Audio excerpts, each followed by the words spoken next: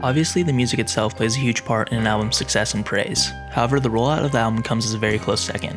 We witnessed Beyonce's surprise drop an album of the same name in 2013 with no warning, Frank Ocean cryptically stream himself building a staircase before dropping Blonde, and then just last year Tyler the Creator brought his Igor character to life, creating life-size mannequins and situating them all around New York City to promote his album.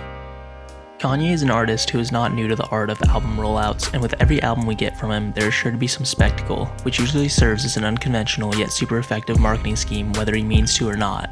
In this video, we've narrowed down our 5 favorite Kanye West album rollouts, and we'll be taking you through the genius of each one. This is Tofumedia. At number 5, we have Kanye's most recent solo album, Jesus is King. Like any Kanye release, this rollout was anything but smooth, but that's not necessarily a bad thing. After dropping Ye in 2018, Kanye announced his next album just 3 months later, calling it Yandhi, sharing cover art closely resembling that of Yeezus. Beginning in January 2019, Kanye started searching for a choir to support his music, and would get introduced to Jason White, who was formerly the music director of the massive West Angeles church in LA. The relationship that formed between the two started a 10-month project known as Sunday Service, where Kanye provided his vision to White, who would drive and oversee the choir's performance every Sunday, as they performed clean, rewritten versions of popular Kanye songs like Ghost Town and Live Yourself.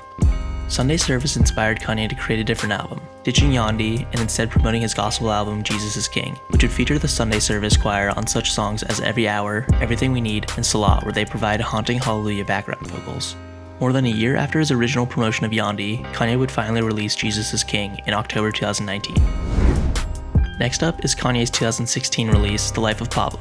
Like Jesus is King, The Life of Pablo's name came later, as it was first called So Help Me God and then Swish.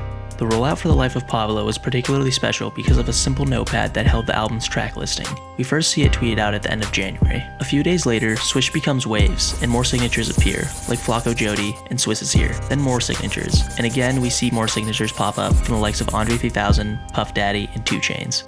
This was such a creative way to generate buzz for the album, because as a fan you think any collaboration is possible as long as the names are on that pad. My favorite part of this rollout arrived on the intended release date of February 11th. It wasn't released, but instead premiered at the Yeezy Season 3 fashion show in Madison Square Garden. The event was epic, from having rappers like Vic Mensa taking the aux to preview new music, to Young Thug and Lil Yachty modeling, to the entourage of Pusha T, Kid Cudi, Travis Scott, and Kanye moshing to Father Stretch My Hands. The next day, Kanye tweeted out the final track list, and on February 14th, after his SNL performance, announced that the album was finally able to be streamed. I'm sure KanyeWest.com right now. Title streaming right now.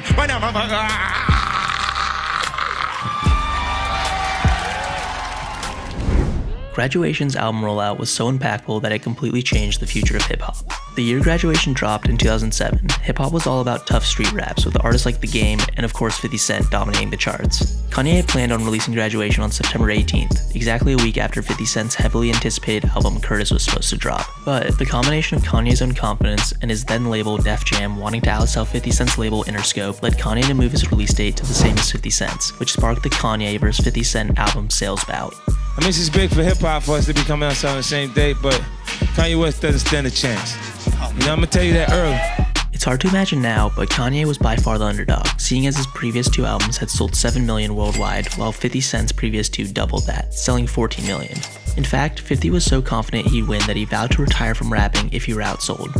With the first hit songs released, Kanye's Can't Tell Me Nothing and 50 Cent's I Get Money, the bout was still up in the air. However, it seemed that Kanye was edging out 50 when the next singles dropped, 50 Cent's Ayo Technology and Kanye's classic Stronger. The electronic sounds on Stronger were so unique and was something hip-hop had never seen before. That week, Stronger would top the Billboard charts, and the torch passing from street rap to this new experimental and vulnerable rap style began. The final knockout blow came a week after both albums dropped. Curtis sold 691,000 copies, while Graduation sold 957,000. Had Kanye not won this bout, we may have never been introduced to such artists who made a career off this sound, like Drake or Kid Cudi. Hey, so what? Graduation would win 4 Grammys, while Curtis won none. Of those 4, one of them was for Best Hip Hop Album of the Year, where Kanye delivered this speech. A lot of people said hip-hop was dead, not just Nas, but you know, a lot of people just said like the art form wasn't popping like that anymore. You know, I wanted to cross the genres and show people, you know, how we could still express ourselves with something fresh and new, and that's what hip-hop has always been about. Our second favorite Kanye West album rollout is his polarizing 2018 project, Ye. I personally love Ye's album rollout because of the beautiful chaos of it all, which is a perfect reflection of Kanye during that time. The simplistic and minimal theme surrounding Ye is consistent, with the 2-letter title, short 7-song track list, the recording in Wyoming, and cover art being a photo Kanye snapped with his iPhone hours before its release. Along with its simplicity, everything about this album was so fresh, from the lyrics to the actual culmination of it coming together. Kanye was able to capture all the raw energy of that specific time and put it in this album, serving as a sort of time capsule. In Hebrew, Ye means you, and Kanye references this idea of you, me, and us all being connected as the creative motivation for the album. And the Bible means you. So it's, I'm you, I'm us. It's us. It went from being Kanye, which means the only one, to just Ye, just being a reflection of our good, our bad, our confused, everything. That I'm just more of a reflection of who we are. This motivation drove him into promising to executive produce and deliver 4 additional albums within subsequent weeks for artists Nas, Teyana Taylor, Pusha T, and Kid Cudi. This 5-week project was coined as the Wyoming Sessions, as all the recordings took place in Jackson Hole, Wyoming, on Kanye's ranch. The rollout of Ye demonstrates the mastery Kanye has for his craft, the ability for him to create something during all the turmoil he was facing during that time, let alone deliver 5 great albums in that short of a time span under that kind of pressure, is nothing short of amazing. The most interesting part about Ye, which again demonstrates the freshness of it, is how Kanye scrapped his album a month before release and essentially created a whole new album entirely. I redid the whole album after TMZ. Is that right? Yeah. Why? Just energy. A day before the release, 150 guests flew out to Jackson Hole to listen to the album. Celebrities like Nicki Minaj, Chris Rock, and Jonah Hill, to name a few. The fact that so many would travel to the middle of America for no reason other than to hear an album proves just how important of an event it is when Kanye drops. Finally, at number 1, the best Kanye album rollout goes to none other than 2010's My Beautiful Dark Twisted Fantasy. Plenty of Kanye fans will claim My Beautiful Dark Twisted Fantasy as Kanye's best work to date, but few mention its rollout. Leading up to the release of this album on November 22nd, Kanye had taken an 8-month hiatus after rushing the VMA stage to steal Taylor Swift's limelight and let the world know Beyonce had one of the best videos of all time. We didn't know that that was going to turn into what it turned into, and then you, Mos Def came to you and said, "Get out of the country." Is that what happened? Yeah, it's a pretty bugged out story. I literally left America. I stopped doing music altogether. I just took some time. I went to Japan just so I can get away from paparazzi altogether. And then in November, I moved to Rome and just lived there. Needless to say, he wasn't the most liked person after the event, with even President Obama calling him a jackass.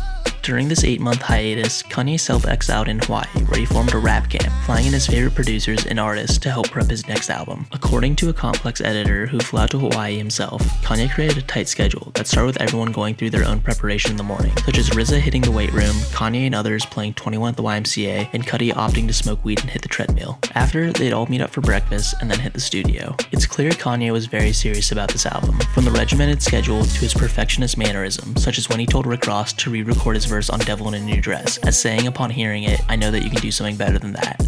Kanye understood that if the project he put out was good enough, it would serve as his golden ticket back into society. He even told New York Times in 2013 how the album was a backhanded apology. His thought process was, "Let me show you guys what I can do, and please accept me back." Now, with the music recorded in Hawaii, Kanye dropped the first single, Power, on May 28th, as well as announcing that he would be releasing a new song every Friday until the album's release in November. And he kept his promise, dubbing the series Good Fridays, where each song came packaged with its own cover art. By doing so, Kanye achieved 3 things. 1, he beat music leakers by releasing every one of his new songs. 2, he got to test his material to see which sounds his fans enjoyed most. And 3, he was able to market his album without technically dropping any singles. With the November release date approaching, Kanye showed the world the cover art he planned for his new album. The art showed a disturbing picture of Kanye on the couch with a phoenix. He'd later admit his goal was to make such a provocative album cover that it'd be banned by retailers. Based on his tweet shortly after, it proved to work. A month before the release date, Kanye premiered a self-directed and written musical short film called Runaway that featured every song from the album and again the Phoenix as a main character, which Kanye described as being a metaphor of himself, saying, "It relates to everything that I've been through, like burning to the ashes and rebuilding and becoming a better person." My Beautiful Dark Twisted Fantasy would release a month later and would go down by many as Kanye's best album, as well as win him 3 Grammys, one being Hip-Hop Album of the Year.